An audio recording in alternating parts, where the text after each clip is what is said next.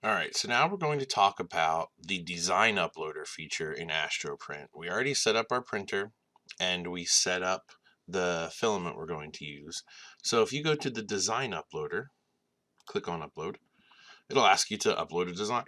I happen to have an STL ready to go, so I'm just going to hit open on that STL and it will process it and it will show it to me. So it shows me exactly what size it's going to be.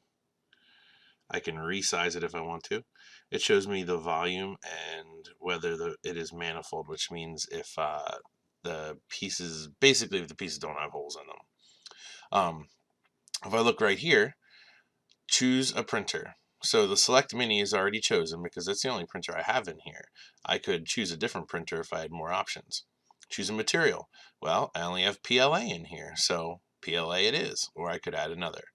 Now, here I can choose my print quality. I could choose draft, normal, or best. These truly are a draft quality, a normal quality, and a best quality. You can make your draft worse quality and print even faster, but it's really a waste of your time. If you keep it on normal, you'll get a good print. If you put it on best, it's going to take longer, but be a better print.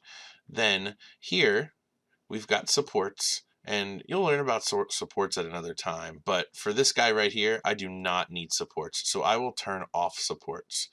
And I do not need platform adhesion, although if you look at this design that I have here, this would be an absolutely horrible thing to print. All of these little pieces, like this little A right here, the little E, the D, the U, the inside of the P, those bubbles on the beaker, all of those things, nothing's connected.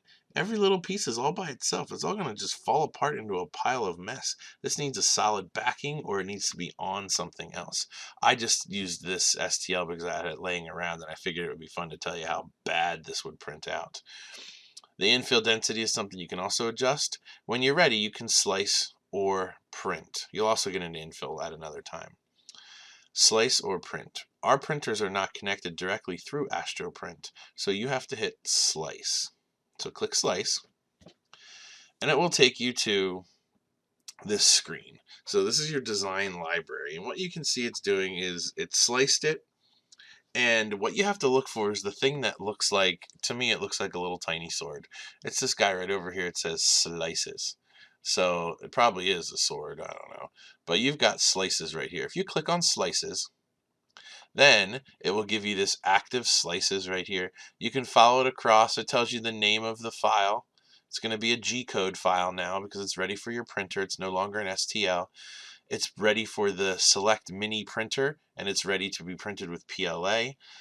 And over here, you've got the download button. So if I click download, it'll pop up, say, what do you want to call it, this G-code file, and where do you want to put it?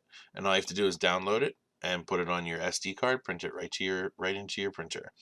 And that is all there is to printing with Astroprint. You can get into some advanced settings. That'll be the next thing we talk about. So I'm going to go back to the dashboard and we'll look into some advanced settings next.